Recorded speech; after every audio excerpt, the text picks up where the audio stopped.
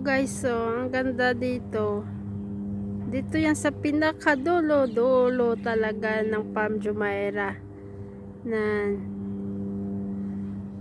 restaurant yan dyan, banda. Tapos may mga boat. Yung sa may ano naman yan, another naman yan na tawag dito, yung parang sanga ng palm ba.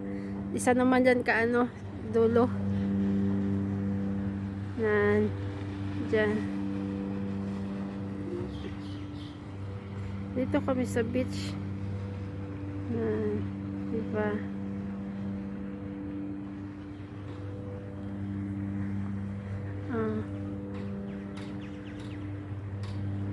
Atlantis.